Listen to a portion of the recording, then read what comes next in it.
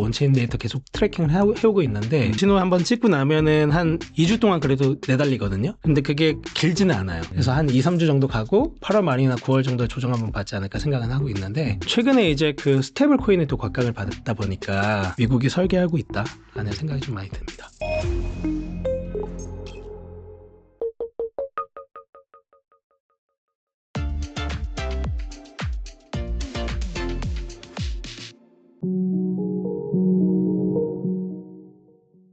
강승구 부대표님 모셨습니다. 안녕하세요. 안녕하세요. 네, 부대표님 모시고 또 촬영하는 이 시점에 비트코인 가격 괜찮습니다. 네, 또다시 뭐 이 사상 최고가를 경신할랑 말랑하는 그런 흐름이 나오고 있는데 보니까 이 트럼프 대통령이 퇴직연금 계좌 유명하죠. 402k. 네. 여기에다가 이제 비트코인 등 암호화폐를 투자하는 그런 것을 허용하는 행정명령에 서명을 함으로써 이런 부분들이 좀 긍정적인 흐름을 연출한 것 같은데 한화 1경에 달하는 그런 자금이 이 디지털 자산 시장으로 유입될 수 있다라는 얘기가 나오고 있습니다. 어떻게 보시나요? 우선 400K 총 자산 규모를 제가 이 질문을 보고 찾아보니까 약 9조 달러 정도 되더라고요. 네. 그러니까 하나로 했을 때 말씀하신 1경 2,000조 원이죠. 1경 훨씬 넘네요. 예, 그래서 정말 뭐 상상하기 힘든 금액이다라고 생각이 들었고 현재 암호화폐 시총이 제가 봤을 때 약 4조 달러거든요. 그거에 뭐 한 2.5배 정도 되니까 엄청나게 큰 돈이죠. 근데 이게 다 들어오진 당연히 않을 거고 그렇죠. 네. 여기서 이제 보수적으로 추정할 때랑 뭐 중간으로 추정할 때 적극적으로 추정할 때를 제가 좀 케이스 나눠보니까 1% 정도 할당하면 900억 달러더라고요. 근데 이제 뭐 3% 할당하면 2,700, 적극적으로 5% 정도 할당한다고 하면 이제 4,500억 달러인데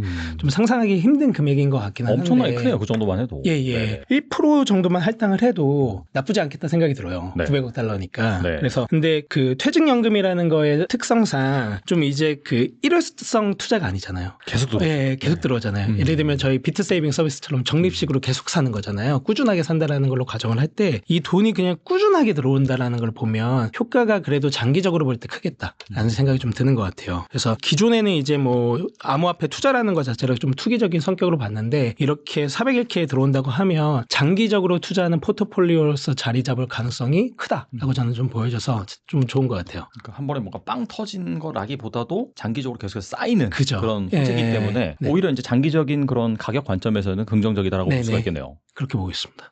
그리고 비트코인이 지난 6월 말부터 7월 초까지 상승세를 보이다가 최근에 횡보 중이다가 뭐 다시 긍정적인 흐름을 그런 보이는 움직임이 있습니다. 미국의 이제 적극적인 암호화폐 제도와 움직임에도 일단은 뭐 가격적인 상관성이 그렇게 크지 않았던 것 같은데 이런 건 좀 어떻게 봐야 될까요? 우선은 4월 9일에 그 관세 때문에 75K를 저점으로 찍고 지금까지 쭉 올랐거든요. 그래서 어떻게 보면 4달 동안 올랐어요.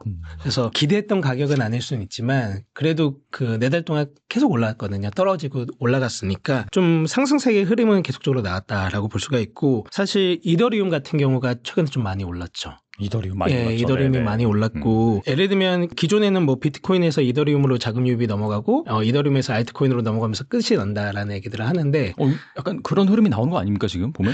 사실 저는 이제 그렇지는 않고 유동성이 한번 이더리움으로 들어갔다라는 생각이 좀 들긴 하더라고요. 그래서 들어갔다가 이제 비트도 같이 들어오면서 이제 좀 같이 상승세 타고 있거든요. 그래서 그런 흐름이 보고 있고 근데 지난주 이제 금요일 정도로 했을 때 제가 이더리움에서 저도 온체인 데이터 계속 트래킹을 해오고 있는데 제가 좀 이제 고점으로 보는 신호들이 하나가 나왔어요. 네. 그래서 요 신호 한번 찍고 나면은 한 2주 동안 그래도 내달리거든요. 쭉 가요. 찍으면은 더 가요. 모멘텀 때문에 더 많이 오른다. 더 가요. 네. 근데 그게 길지는 않아요. 그래서 한 2, 3주 정도 가고 9월 정도에 저는 8월 말이나 9월 정도에 조정 한번 받지 않을까 생각은 하고 있는데 그래도 이제 장기적으로 봤을 때는 더 오를 거다. 비트랑 이더는 상승 구간 속에 있다라고 생각은 들고 근데 단기적인 포모에 지금이 좀 오기는 했구나라는 생각이 좀 들긴 하더라고요. 그럼 어떤 온체인 데이터인가요? 갑자기 궁금하네요. 이더리움의 MVRV 좀 보고 있고요. 그리고 그거를 좀 지속적으로 트래킹 해왔는데 제가 봤을 때 좀 왔던 부분이 있어가지고 그렇게 보고 있습니다. 그리고 뭐 또 이런 얘기도 있던데 제가 이제 기사를 찾아보니까 여기서 10% 비트코인 더 오르면은 뭐 25조 원 청산 가능성이 있다. 그러니까 이거는 가격이 오를 때마다 뭔가 계속해서 나오는 얘기인 것 같은데 이런 것들은 투자자들이 어떻게 좀 받아들이면 되나요? 사실 잘 모르겠습니다. 가격이 오르면 사실 뭐 오를 때도 내릴 때도 청산은 항상 당하니까 선물 시장에서는 그렇게 생각은 드는데 근데 뭐 정고점을 아예 터치를 하고 넘어가 버리면 이제 위에 쌓여있던 매물대들이 없잖아요. 그래서 어떻게 더 올라갈지도 사실 예측하기는 좀 힘든 것 같아요. 같아요. 그래서 가격은. 근데 온체인 데이터라는 거는 저는 좀 객관적으로 시장의 기회와 가열 구간을 나타내 준다고는 생각하거든요. 지금 어느 정도 와 있나. 그래서 가격적으로는 예측하기 어렵지만 지금 시장적으로 봤을 때 이더리움은 과열 구간인 건 맞다라고 생각이 들고 이더리움이 빠지면 비트코인도 빠지겠죠. 왜냐면은 들어오는 유입 자체가 더 적어질 거니까. 예, 그렇게는 보고 있습니다. 근데 이게 뭐 추세적으로 빠진다라기보다도 단기적인 과열 구간에서 나오는 오버슈팅이기 때문에 빠졌다가 다시 갈 수도 있다. 이제 네, 그렇게 정리하면 그렇게 보고 되겠네요. 있습니다. 그리고 마이크로 스트래티지가 대규모 비트코인 매입을 이어가고 있습니다. 최근 이런 기업들이 늘어나고 있는데 지난 7월 글로벌 기업들의 비트코인 매입 규모는 총 10만 7천 개 이상으로 전체 월 신규 매수 수량의 64.5% 거의 뭐 3분의 2에 달하네요. 비트코인 매수 기업들이 늘어나는 추세인데 이러한 흐름이 시장에 어떤 영향을 줄까요? 이 비트코인 트레저리 기업들이 사실 이번에 되게 각광을 많이 받았잖아요. 그래서 어떻게 보면은 그 스트래티지 같은 경우는 현재 비트코인 전체 이제 발행량 중에 3% 이상을 들고 있단 말이죠. 예, 60만 개 이상을 들고 있고 이번에 좀 재밌었던 게 비트코인 트레저리 기업들이 좀 늘어나면서 이더리움을 트레저리 하겠다. 그리고 이제 도치코인을 트레저리 하겠다. 라이트코인을 트레저리 하겠다라는 기업들이 생겨나기 시작했고요. 이더리움 트레저리 기업 중에 재밌는 게 이제 비트마인인 것 같아요. 비트마인 같은 경우에는 최근에 이제 그 뒷배가 피터틸이랑 그리고 아크 인베스트도 이번에 가격 좀 빠지면서 샀거든요. 또한 이제 여기 의장 같은 톰리 의장은 이번에 한국 들어와가지고 그 NH랑 그리고 이제 오태민 작가님이랑 해서 이제 컨퍼런스도 한번 하고 그래서 주가 엄청 올랐었어요. 예, 보면 쭉 올랐다가 최근에 한 3분의 1 정도 떨어졌거든요. 근데 이더리움이 다시 그 올라가면서 최근 며칠 사이에 다시 올라가더라고요. 그래서 봤을 때 이제 이더리움 ETF가 이제 또 승인이 됐고 이더리움 트레저리 기업들이 나오기 시작하고 그리고 이더리움 스테이킹이 만약에 승인이 된다면 요거 한번 포모 받을 것 같긴 하더라고요. 이 씬이. 그래서 뭐 도치코인, 라이트코인은 사실 모르겠지만 이더리움에 자금이 유입되는 이유가 있다고 생각이 들고요. 그래서 비트코인 트레저리 기업들이 이더리움 트레저리 기업들을 만든 거예요. 예, 그 트렌드를. 그래서 그렇게 보고 있고 비트마인 같은 경우는 현재 좀 공격적으로 이더리움을 매수해서 스트래티지 같은 경우는 3%에서 5% 보유한다고 얘기하잖아요. 네. 자기들 계획이. 여기는 이제 이더리움의 5%를 보유하겠다. 비트마인 같은 경우는 그렇게 얘기를 하고 있고 주가도 지금 방송 촬영 오는 길에 보니까 계속 오르더라고요. 이게 약간 자산 시장에서 항상 중요한 게 뭐냐면 신선한 거, 그죠, 새로운 거 그쵸. 이런 거 좋아하다 보니까. 예, 그래서 이렇게 되는 것 같고 그래서 최근에 이제 김승호 회장님이 X 하시거든요. 돈의 속성 저자. 네. 근데 비트마인을 최근에 좀 사셨다라는 얘기를 올렸어요. 그래서 그거 보고 저도 이제 댓글 달렸는데 이더리움 트레저리를 굳이 그렇게 꼭 사야 되나라는 생각이 들긴 했었는데 근데 좀 많이 빠지긴 했더라고요. 네, 많이 빠지고 이번에 좀 그 탄력받아서 올라가고 있고 그렇더라고요. 사실 저희가 비트코인 얘기하다가 자연스럽게 이더리움이 최근에 핫하다 보니까 또 맞아요. 돈의 흐름 관점에서 이더리움을 또 이제 매집하는 그런 기업들이 늘어나다 보니까 자연스럽게 이더리움 관련된 질문을 좀 더 드리고 싶은데 네. 원래 이더리움이 한동안 많이 소외가 됐었잖아요. 그러니까 네. 알트 중에서도 보면은 뭐 솔라나라든지 다른 그런 알트들이 좀 부각을 받고 이더리움의 뭐 트랜잭션 한계라든지 그런 부분 때문에 또 뭐 업데이트 이슈도 있고 해가지고 많이 소외가 됐었다가 갑작스럽게 이렇게 이더리움 가격이 오른 이유가 뭔가요? 너무 많이 빠졌었기 때문인 거라고 생각해요. 너무 많이 소외가 돼가지고. 예, 라는 생각이 또 들기도 하고 최근에 이제 그 스테이블 코인에 또 곽강을 받았다 보니까 스테이블 코인을 가장 담기 좋은 거는 저는 뭐 솔라나도 아니고 리플도 아니고 이더리움이라고는 생각은 해요. 왜요? 이더리움이 가장 그래도 그 체인 상에서는 좀 그래도 투명해 보이긴 하잖아요. 여러 가지를 다 역사도 했을 오래됐고. 때. 네. 예, 뭐 그래서 여러 가지들을 다 고려했을 때 고래 보인다고 생각하거든요. 그리고 너무 또 미국스럽지도 않고 어떻게 보면. 그래서 여러 가지들을 봤을 때 이더리움이 좀 이제 가까이 받는 게 있는 것 같고 그리고 소외됐다 보니까 한번 좀 올 때가 되지 않았나라는 생각들을 또 하시는 것 같아요. 그리고 이제 아까 얘기했던 피터트리나 톰리나 그래서 월스트리트를 이제 리딩하는 금융가들이 픽을 했단 말이죠. 비트마인이라는 기업을 픽하면서 이더리움을 트레저리 하겠다고 선포를 하다 보니까 이더리움의 포모가 올 수밖에 없는 것 같아요. 누가 리드하냐에 따라서. 그래서 셀러가 이제 비트코인의 포모를 한번 리드했잖아요. 그래서 이더리움이 그런 트렌드를 한번 막고는 있다라고 생각은 들고 회사 차원에서 이제 그 서비스 차원에서는 좀 이제 그 계속 데이터를 트래킹 하다 보니까 어쩔 수 없이 저도 이제 하고는 있는데 기본적으로 이더리움은 저는 지분 전쟁의 개념에서는 좀 안 맞는다고 생각은 해서 이렇게 보고는 있습니다. 지분 전쟁의 개념에서 안 맞는다. 구체적으로 무슨 뜻일까요? 비트코인 같은 경우는 발행량이 정해져 있잖아요. 그렇죠. 2,100만 개로 정해져 있기 때문에 지분 전쟁이라는 개념에 저는 들어온다고 생각을 해요. 그리고 이제 경제 주권이라는 개념 안에 들어온다. 개인 지갑을 통해서는 뭐 그렇게 할 수도 있고 여러 가지 개념들이 봤는데 이더리움은 사실 그렇지는 않더라. 저는 보고 있고 지분 전쟁의 개념에서 뭐 내가 5%를 뭐 하든 5% 해도 이더리움 재단에서 더 찍어낼 수도 있잖아. 아. 네, 뭐 그럴 수는 있다고 생각이 들기 때문에 그렇게는 보고 있습니다. 아무튼 간에 이 이더리움으로 확실히 좀 유동성이 흐르고 있다라는 네, 부분이 흐르고 있다. 최근 그 시장의 핵심인 것 같고 이런 것들이 또 앞서 말씀하신 것 중에 제가 인상 깊었던 거는 미국에 너무 오리엔트된 자산이 아니다 보니까 이런 것들이 지금 최근에 그 지정학적인 움직임 뭐 맞아요. 서로 상호 관세 매기면서 막 갈라쓰고 뭐 공격하고 이런 것들에 의해서 약간 그 지정학적인 속성에 된 자산 같은 경우 리스크가 있는데 이런 것들이 또 좀 리스크가 좀 덜하다 이더리움 같은 경우에 미국에 그게 오리엔트되지 않다 보니까 그쵸. 그런 흐름들이 어떻게 본다면 이 거대 금융가들의 입맛에 맞았다 이렇게 볼 수도 있겠네요. 맞아요. 그래서 스테이블 코인을 발행하기 좋은 이제 메인넷 같은 경우가 이더리움이라고 얘기를 했었는데 아까 말씀하신 속성들이 있는 것 같고 지금 각 국가 봐도 뭐 원화 스테이블 코인 하려고 하고 막 다 하잖아요. 맞아요. 네. 그 1순위로 고려하는 메인넷이 사실 이더리움이니까 다들 그렇게 봤을 때 각광이 받는 것 같아요. 그리고 다시 이제 비트코인 얘기로 넘어가 보면은 마이크로 스트래티지가 올해 비트코인 가격이 15만 달러에 이를 것이다 내다봤는데 이거 가능성 있다고 보시나요? 생각보다 보수적으로 본 것 같더라고요. 아 그래요? 세일러 회장의 성격을 봤을 때 더 높게 부르지 않았을까 했는데 약간 보수적으로 불렀네. 저도 이 숫자 보니까 그렇게 느꼈던 것 같고요. 가능한 숫자라고는 생각이 듭니다. 근데 최근에 이제 뭐 다들 보면 기존의 사이클 관점들이 많이 깨졌다라는 얘기들도 나오는 것 같고 이 사이클이 생각보다 더 오래 지속될 거다라는 얘기들도 많이 나오는 것 같은데 사실 뭐 15만 달러는 뭐 언제든지 이 사이클 내에서 터치할 수 있는 가격이라고 생각을 하고 있습니다. 하긴 지금 가격에서 한 20 몇 프로만 오르면은 15만 달러긴 하니까. 네. 뭐 지금 오늘도 벌써 뭐 12만 달러 거의 터치하려고 하니까. 맞아요. 네. 그렇게 보고 있습니다. 그리고 트럼프 대통령 후보 시절 미국이 비트코인을 전략 비축 자산으로 보유할 수 있다. 가능성을 언급했지만은 취임 이후에는 이 스테이블 코인 제도화를 담은 지니어스 액트에 서명하면서 정책 초점을 이 비트코인 비축보다는 이 스테이블 쪽으로 맞췄습니다. 이런 우선순위 변화가 나타난 이유는 무엇일까요? 우선은 그 미국 정부에서 두 가지 축으로 가져간다라고 생각을 하고 첫 번째가 저는 비트코인이고 두 번째가 스테이블 코인인데 스테이블 코인은 결국에 달러랑 연동이 돼 있잖아요. 그래서 달러를 이제 잘 유지하는 거 그리고 비트코인을 통해서 우리가 이제 그 전략적인 자산을 비축하는 거 이 두 가지로 보고 있고 예전에는 이제 금과 같이 뭔가 이제 금은 이제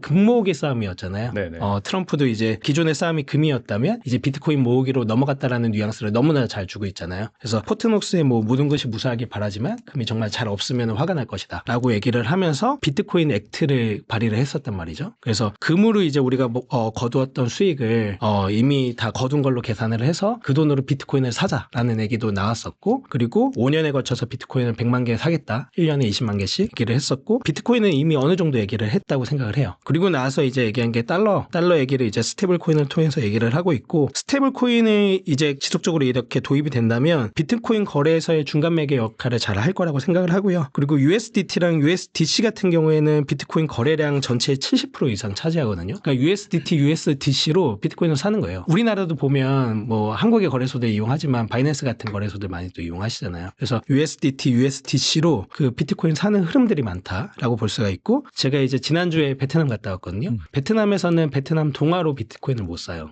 그게 법적으로 규제가 그렇게 되어 있나요? 동화 거래소가 아직 없어요. 그런 나라들이 되게 많거든요. 그런 나라들은 USDT, USDC로 비트코인 사요. 근데 만약에 스테이블 코인이 그렇게 풀려버린다라고 하면은 더 잘 사겠죠. 엄청나게 더 잘 사겠죠. 그런 유동성들이 많이 들어올 거라고 생각하고 이 유동성 흐름이 사실 24시간이잖아요. 그렇죠. 네. 일주일에 흐르지가 않으니까 너무나 좋을 것 같아요, 사실. 미국 입장에선 24시간 365일 돌아가는 그 시스템 안에서 이 돈이 이렇게 잘 유입이 된다라고 생각하면은 너무나 좋을 것 같다라고 생각을 하고 있고 이게 비트코인에게 긍정적이냐라고 생각하면은 긍정적인 영향들이 있을 거다. 결국에 돈이 들어오니까 라고 생각을 하고 있고 결국에는 근데 비트코인이랑 스테이블 코인이 그 싸움을 하는 게 아니라 서로 보완할 수 있는 역할들을 하는 거를 미국이 설계하고 있다라는 생각이 좀 많이 듭니다. 미국 입장에서 어떻게 본다면 스테이블 코인에 숟가락을 얹었다 그렇게 볼 수가 있겠네요. 그렇죠.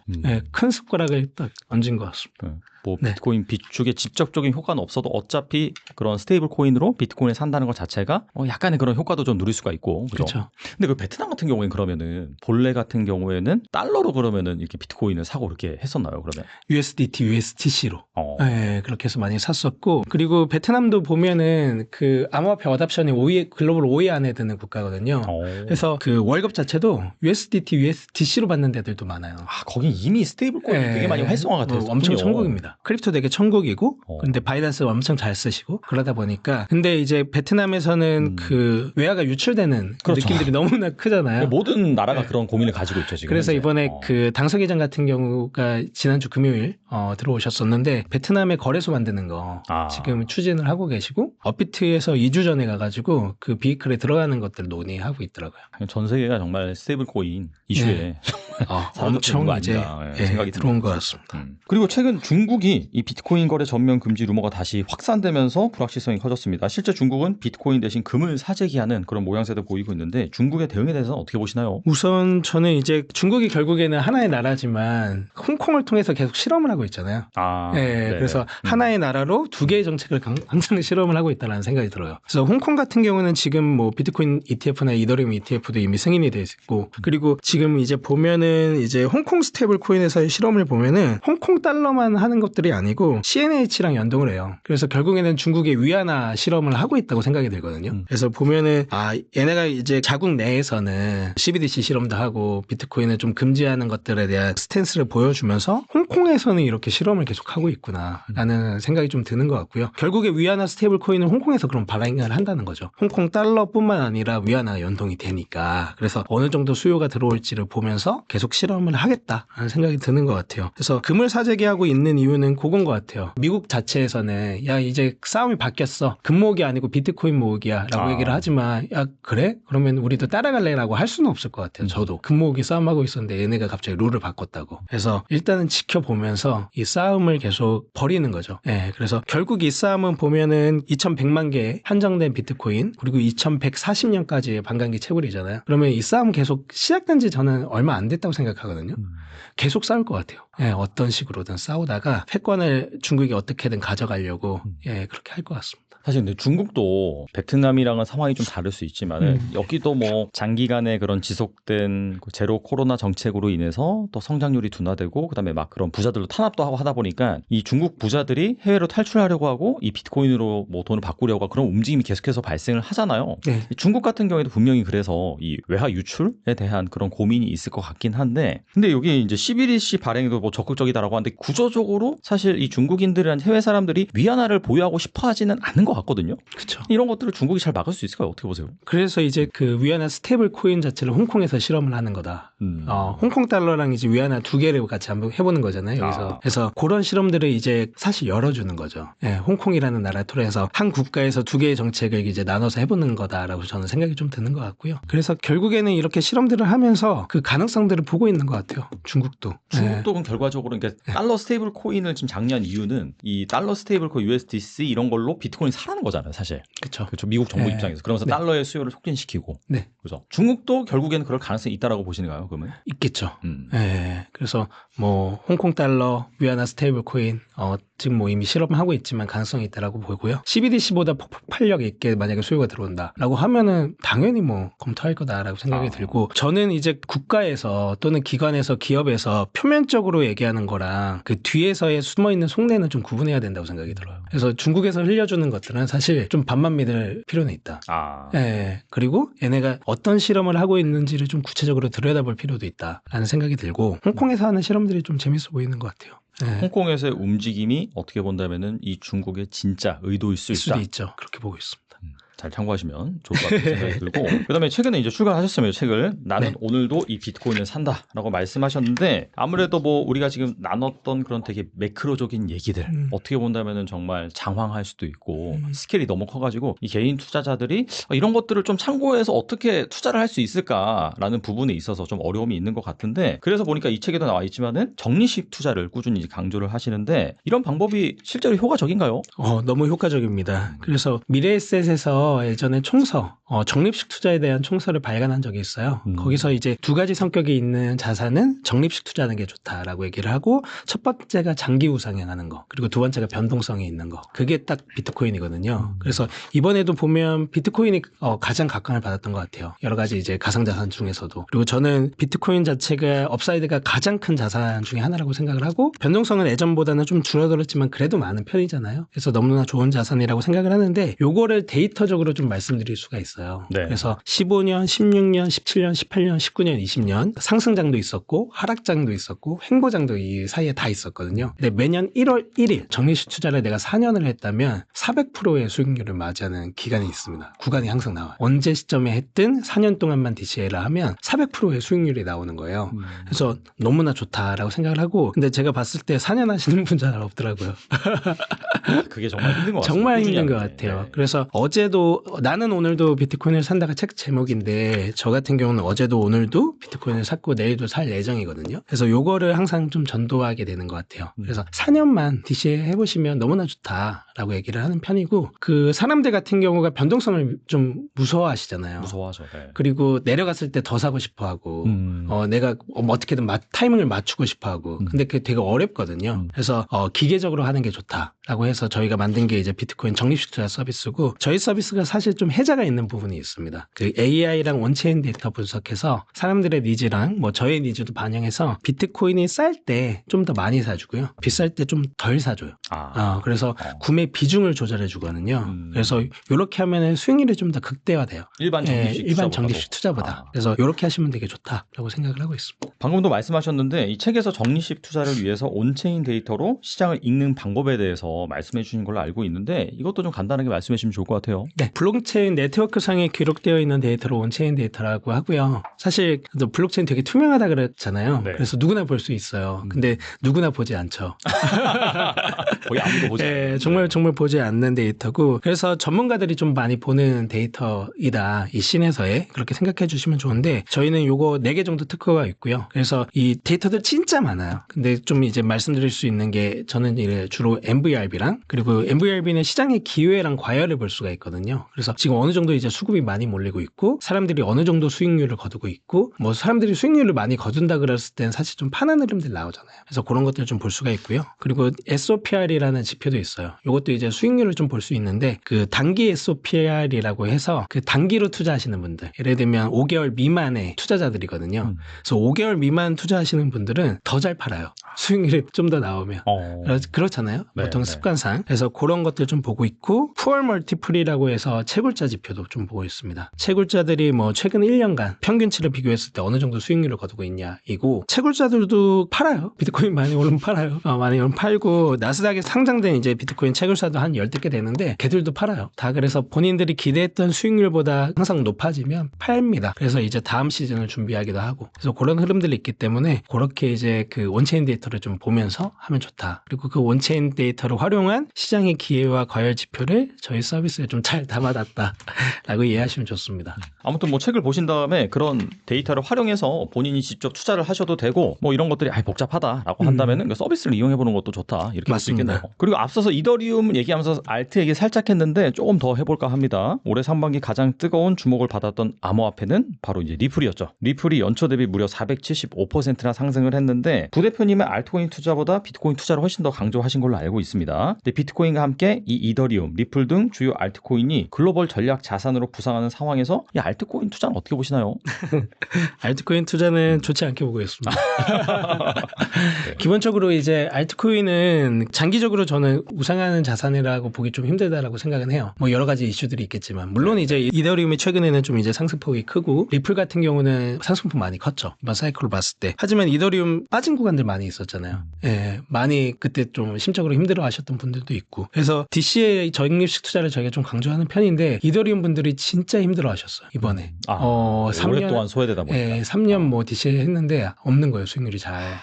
진짜로 많이 힘들어 하셨고, 그래서 이더리움, 뭐 리플, 솔라나 다 어떻게 보면은 주체가 명확하잖아요. 발행 주체도 명확하고, 그리고 여러 가지 이제 뭐 매크로적인 부분들이나, 그리고 국가적인 상황에 의해서 언제든지 좀 이제 여러 가지 영향들을 받을 수 있다고 생각을 하거든요. 근데 비트코인은 좀 특별하다고 생각을 합니다. 좀 구분해서 볼 필요가 있고, 맘 편히 적립식 투자한다고 했을 때도 자산을 좀 잘 고르는 게 필요한데, 비트코인에 투자하시는 게 너무나 좋다라고 생각을 하고요. 근데 사실 최근 이제 7월에 한국에서 코인리스라는 미디어 있거든요. 네. 거기서 이제 코인별로 이제 검색하고 이제 찾아보신 것들 그 순위 나와요. 근데 보니까 비트코인이 10위더라고요. 10이요? 예. 야, 그 1위가 5손가락 안에 들 줄 알았는데. 10위에요. 1위가 리플이고요. 보니까 이제 알트코인이 1위부터 9위더라고요. 그래서 역시 이렇게 잘 장이 좀 이제 활 날 때는 좀 이제 시총 작고 좀 펌핑이 클 것 같은 돈들을 많이 모시는구나. 애들의 그 생각이 들긴 하더라고요. 그래도 이더리움은 뭐 우여곡절을 겪긴 했지만은 장기적으로 봤을 때 여기도 우상향하는 자산이잖아요. 뭐 이런 날때도 있는 거 아닌가요? 어떻게 보세요? 저는 개인적으로는 이더리움은 좀 플랫폼이라고 보는 편이에요. 자산적인 측면보다는 플랫폼으로서의 역할을 좀 한다라고 생각을 하고 이더리움 뭐 백서에도 있지만 이더리움이 지향했던 것 자체가 플랫폼으로서의 역할이었지 이게 뭐 장기적으로 우상향하는 자산으로서의 역할을 기대했던 건 아니라고 생각하거든요. 근데 비트코인이 추구했던 거는 기존에 이제 돈을 혁신하는 부분이었잖아요. 근본이제도 없어지고 1971년에 폐지가 되면서 정말 이제 강한 돈, 어디 뭐에 속하지 않는 돈, 투명한 돈을 이제 지용했던 것 같은데 그래서 이제 그 두 가지의 성격이 저는 다르다고 보는 거죠. 그래서 이더리움은 근데 플랫폼으로서의 역할을 더 많이 할 수 있냐라고 했을 때 잘할 수 있다고 생각이 들어요. 상황들에 나와 따라서. 근데 이제 플랫폼으로서의 역할이라고 한다면 결국에는 거기도 싸움을 하겠죠. 뭐 솔라나 있고 뭐 플랫폼끼리. 네. 플랫폼끼리 야 누가 더 이 역할을 잘할 수 있냐라는 걸로 싸움을 하겠죠. 근데 돈으로서는 비트코인인 것 같아요. 저는. 예, 그렇게 보고 있습니다. 그러니까 이제 밸류에이션 방법이 다른 거지. 뭐 그쵸, 플랫폼도 그쵸. 많이 쓰면 가치가 오르지 않느냐 이런 얘기 있을 것 같은데. 그런 케이스로 얘기를 많이 하시죠. 근데 뭔가 PER이나 뭐 PSR도 있는 것도 아니고 매출이나 수익이나 그렇게 비교하기는 어렵잖아요. 그래서 좀 그렇기는 한데 그렇게는 보고 있습니다. 뭐 리플은 그럼 어떻게 보세요? 리플은 로비 대장인 것 같아요. 로비 대장. 그래서 미국에서 너무 잘하니까 그렇게 보고 있고요. 뭐 리플과 리플랩스를 구분해서 보시는 분들도 있는 것 같긴 하더라고요. 리플랩스는 이제 다르기는 해요. 근데 제가 봤을 땐 거의 묶여 있어서 똑같은 것 같긴 한데 그렇게들 많이 얘기하시는데 리플이 워낙 이름이 예쁘잖아요. 저도 이제 한국 투자자분들한테 리플 왜 사셨어요라고 하면 이름도 예쁘고 그 되게 어떻게 보면 말도 안 되는 얘기잖아요. 근데 이제 가격도 낮고 미국에서 발행을 했고 송금도 빠르고 여러 가지 이유들이 있기는 해요. 근데 뭐 그런 것 같습니다. 뭐 참고하시고. 네. 그리고 새로운 정부가 우리나라로 들어오면서 원화 기반 스테이블 코인을 추진하거나 암호화폐 대출 서비스 규제를 강화하는 등 아무튼간에 이 디지털 자산을 이 제도권으로 이렇게 들여오는 그런 법안을 마련 중에 있습니다. 앞으로 한국이 이 비트코인을 제도권으로 편입하고 자산하기 위해서는 어떤 과정이 필요할까요? 우선은 이제 올해 말 같은 경우가 상당 기업들이 비트코인을 보유할 수 있는 것들이 좀 열릴 것 같고요. 이미 이제 비트코인 트레저리 회사들이 좀 생기고 있거든요. 지금 보면은 뭐 비트맥스도 있고 그 이후로도 계속 뭐 파라타식스에서도 이제 헬스케어 회사를 인수해가지고 또 만들고 있고 계속 하고 있어요. 계속 생기고 있는데 기업들이 이제 기업 법인으로 못 사니까 그 대표들 명의로 해서 막 사고 그러잖아요. 그렇죠. 예, 근데 그것들이 이제 그렇게 하면 사실 좀 불투명하잖아요. 불투명하죠. 예, 많이 세금 이슈도 있고. 예, 이슈도 있고 뭐 사실 뭐 대표들이 뭐 도덕성이 검증이 됐는지 뭐 어떻게 될지 그거는 되게 모르잖아요. 네, 이런 것들이 이제 법인의 명의로 상장 기업들이 살 수 있다라고 생각하면 투명성이 좀 더 강화가 될 거다라고 생각이 들고 뭐 일반 기업들이 사는 거는 좀 늦게 열릴 것 같아요. 개인적으로는 상장 기업들이 어떻게 되는지를 보고 하지 않을까. 얘네가 좀 괜찮은지 그리고 그런 것들을 보고 열릴 거라고 생각이 들고 해서 법인에서 이제 비트코인을 투자하는 것들 기업에서 투자하는 것들 이런 것들 열릴 거라고 생각이 들고 비트코인에 대한 이제 교육이 좀 만들어지면 좋겠다라고 저는 좀 생각을 하는 편인데 최근에 엘살바도르 같은 경우는 비트코인을 공교육에 도입해서 중고등학교 학생들한테 가르치거든요. 그래서 비트코인 디플로마라는 책이 있어요. 근데 제가 그거를 이제 그 베트남에도 번역해서 갔었어요. 그래서 비트코인을 처음에 이해할 때 어떤 이제 책이나 어떤 이제 돈인지를 이해하는 게 되게 중요한데 그런 것들에 대한 것들이 좀 마련됐으면 좋겠다. 교육, 금융교육, 디지털 자산에 대한 교육, 그중에서도 특히 비트코인에 대한 교육 그런 것들이 만들어지면 좋겠다라고 생각이 들고 제도권으로 편입한다고 했을 때 또 하나는 그 좀 주목해서 봐야 되는 거는 저는 채굴 쪽 보면 좋을 것 같기는 해요. 채굴. 네. 왜냐면 글로벌리 봤을 때 그 남는 전기가 3분의 1 정도 돼요. 그러니까 전기라는 게 수급이 있잖아요, 항상. 네네. 전기가 많이 필요할 때도 있고 덜 필요할 때도 있어요. 근데 전기라는 게 생산을 거기에 맞춰서 하지 않거든요. 그러니까 그냥 평균적으로 하는 거예요. 그래서 오버해서 더 많이 생산을 하는 거예요. 그래서 많이 생산을 하다 보니까 항상 이제 남는 전기들이 많이 있는데 특히나 한국은 제주도 같은 경우 거기 엄청 많이 전기 남아요. 아, 그래요? 네. 풍력 발전이 많아서 그런가? 그쵸. 거기는 진짜 그 안 쓰는 전기 엄청 많다고 하더라고요. 그거 고민인데 그런 것들 비트코인 채굴하면 너무나 좋을 것 같다고 생각이 들고 조용하게 제주도에서 제주도로 가야겠네. 그런 걸로 생각하는데 네. 이 채굴이 한국에서는 아직 산업적으로 인식이 덜 된 것 같아요. 그렇죠. 그래서 저희도 이제 채굴을 한국에서 못하니까 해외에서 하거든요. 근데 이 해외에서 하는 걸로 이제 한국에서 뭔가 지원 사업 같은 것들 신청해 본 적이 있어요. 그러니까 그 심사위원분이 뭐라 그랬냐면 이거는 한국의 정서랑 안 맞아서 요거는 붙여줄 수가 없다. 이런 제목으로는 이런 타이틀로는 사업으로 말로는. 정서가 뭘까요, 한국에? 한국에 비트코인이라는 말 나오면 너무 겁내하고 채굴 사업으로 저희가 하겠습니다라고 하면 겁내요. 이런 거 붙여줬다가 자기가 욕먹는 거 아닌가? 라고 싶어 하시는 것 같아요. 그래서 이게 너무 어렵다고 생각이 들고 하지만 이제 보면은 나스닥 미국에서는 15개 상장사 15개 이상이죠. 상장사들이 비트코인 채굴 사업 회사에 되고 최근에 이제 뭐 피터 틸 아까 말씀드렸던 아크 인베스트 정말 유명한 투자사들이 관심 갖고 이제 투자한 게 비트코인 채굴하면서 이더리움 트레저리 하는 기업이거든요. 그래서 보면은 너무 이제 글로벌 정서랑 저는 이제 너무 떨어져 있는 거예요. 저는 이제 해외도 많이 나대고 뭐 이제 이번 달 말 같은 경우에 비트코인 홍콩 행사도 가는데 보면 그 해외에서 느끼는 정서랑 한국에서 느끼는 정서 차이가 좀 많이 커요. 그런 생각이 좀 듭니다. 그리고 앞서서 이제 스테이블 코인도 계속해서 다뤘는데 우리나라도 원화 기반 스테이블 코인 뭐 나온다라고 하잖아요. 여기에 대한 입장은 어떠세요? 사실 시도해 볼 수는 있는 것 같아요. 뭔가 저는 사실 알트코인 찍는 거는 좀 반대하는 사람이에요. 왜냐면 정말 이제 말도 안 되는 것들이 너무 많이 나온다고 생각을 하고 스테이블 코인 자체는 사실 달러 기반 스테이블 코인이 점유율이 95% 이상이죠. 글로벌리 봤을 때. 그리고 원화 스테이블 코인은 미국에서 봤을 때는 스테이블 코인으로 인정을 안 해줘요. 원화를 뭐 사실 쓸 일이 없으니까 미국에서. 그래서 미국에서의 기준 자체는 달러를 패깅한 것만 스테이블 코인이에요. 왜냐면 미국에서 봤을 때는 원화는 스테이블 하지 않잖아요. 그렇게 인정을 하더라고요. 근데 그것과는 별개로 한국에서의 쓰임새들을 봤을 때 시도해 볼 만하다고 생각하거든요. 이걸 어떻게 해서 금융 인프라에 좀 넣어서 할 수 있는 것들이 있을까라는 고민이 필요하다고 생각하고 베트남도 제가 지난주에 갔다 왔는데 베트남도 스테이블 코인이 있어요. VND 동으로 한 거. 동을 기반으로 한 네. 근데 그 베트남에서 허가를 안 해줘요. 거래이 에어리어라고 했잖아요. 그래서 베트남 동으로 비트코인 못 산다고 했잖아요. USDT, USDC로 사거나 베트남 외 국가에서 이제 그 기업들이 발행한 스테이블 코인이 있어요. 근데 그거를 베트남 사람들이 암암리에 쓰고 있어요. 그러니까 이걸 안 해주니까 해외 나가서 찍는단 말이에요. 그 베트남을 찍었잖아요. 베트남에서 못 찍으니까 해외 나가서 찍은 거예요. 베트남 스테이블 코인을. 한국에서도 근데 이걸 안 해주잖아요. 그럴 가능성이 있다고 저는 봐요. 물론 그러면 한국에서 쫓아가서 내려올 수도 있겠지만 너 한국에서 못 찍으니까 한국 밖에서 나가서 스테이블 코인 찍었어? 너 이거 인정 안 해줘. 막 이럴 수도 있겠지만 이런 사태들이 생길 수 있다라고 생각하거든요. 그러면 사실 규제안으로 만들어서 이 스테이블 코인이라는 것 제도가 보면 미국에서는 두 가지로 규제를 하거든요. 하나는 이제 정보를 볼 수 있어야 돼요. 정보적인 통제. 또 하나는 물리적인 통제예요. 이 물리적인 통제는 뭐냐면 너가 달러 스테이블 코인 찍으려면 미국 안으로 들어와요. 미국 안으로 들어와서 달러 스테이블 코인 찍으라고 테더도 그래서 원래 밖에 있었잖아요. 근데 미국으로 이제 들어오게 됐거든요. 그래서 원화 스테이블 코인을 찍으려면 한국에서 사업을 하는 거죠. 그러면 이제 뭐 해외 기업들도 있을 수 있고 결국에는 이제 관리가 잘 될 거라고 생각을 들고 그게 안 되면 베트남처럼 나가서 찍는다라고 저는 생각이 좀 들기도 해요. 근데 원화 기반 스테이블 코인의 부정적인 견해를 가진 그런 시각을 살펴보면은 어차피 달러는 뭐 전 세계적으로 많이 통용이 되고 그러다 보니까 이 스위프트망이라든지 기존 그런 제도권 금융 시스템을 통해서 거래하기 힘들었던 거를 그냥 코인으로 암호화폐 블록체인 안에서 왔다 갔다 해서 편해서 쓰는 거지. 근데 원화는 그렇게 쓰겠냐 그런 말이 있거든요. 이거 어떻게 보세요? 그런 말도 많은 것 같아요.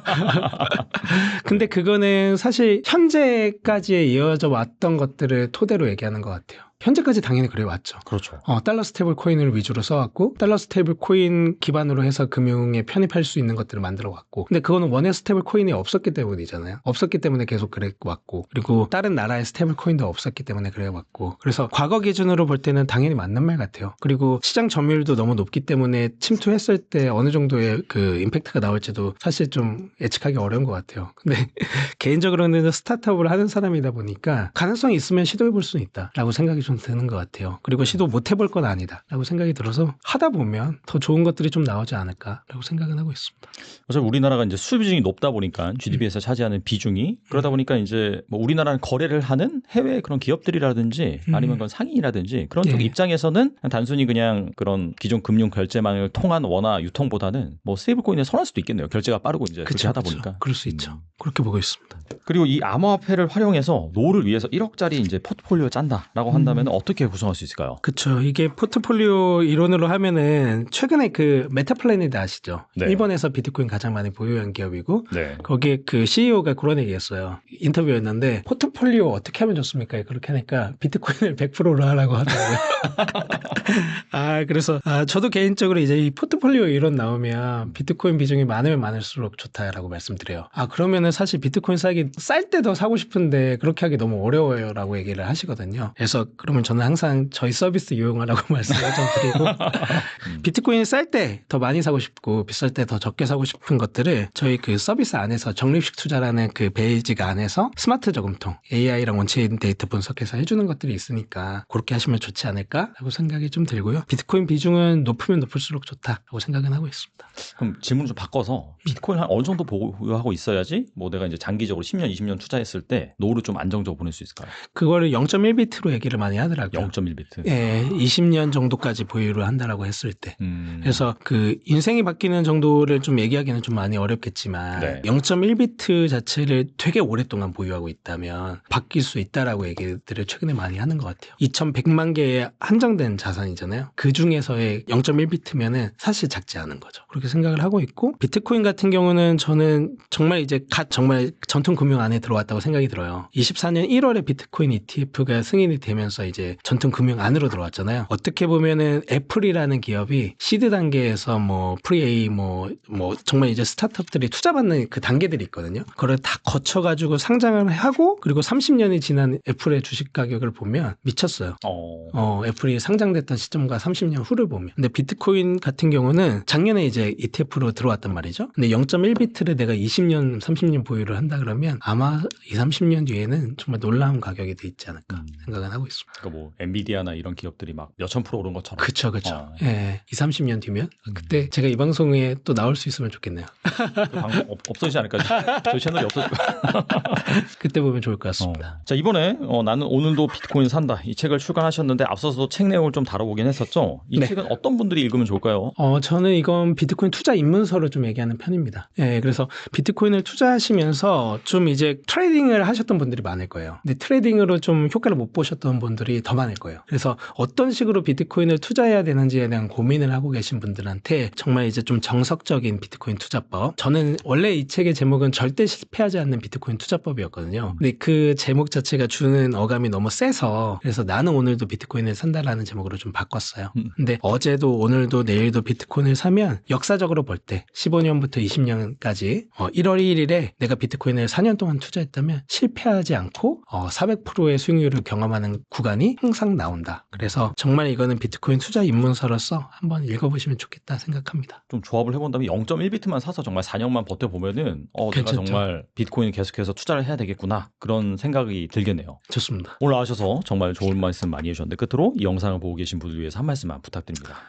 두 번째 방송 출연인 것 같습니다. 그때는 제가 땡스가 포 비트코인이라는 책을 좀 소개해드렸던 것 같아요. 이번에는 제가 직접 쓴 책 나는 오늘도 비트코인을 산다라는 책을 좀 들고 나왔고요. 국내에서 최초로 이제 비트코인 적립식 투자 서비스를 만들었던 사람으로서 비트코인에 대한 여정을 좀 담은 책입니다. 그래서 어제도 오늘도 내일도 비트코인을 사면 절대 실패하지 않거든요. 그래서 절대 실패하지 않는 비트코인 투자법을 이 책으로 좀 재밌게 배우시면 좋을 것 같습니다. 감사합니다. 네, 변동성도 크고 정말 이 매크로 이슈고 전 세계의 모든 이슈가 비트코인에 영향을 준다라고 해도 과언이 아니기 때문에 사실 그런 것들을 일일이 변수를 계산해서 투자를 한다라기보다도 말씀하신 것처럼 이 적립식으로 투자하면 정말 좋은 성과가 날 거라고 생각이 되고 또 그 다음에 이 책에 그 방법이 자세하게 나와 있으니까 꼭 한번 참고해 보시면 좋을 것 같습니다. 네, 지금까지 강승구 부대표님 나와주셔서 감사합니다. 감사합니다.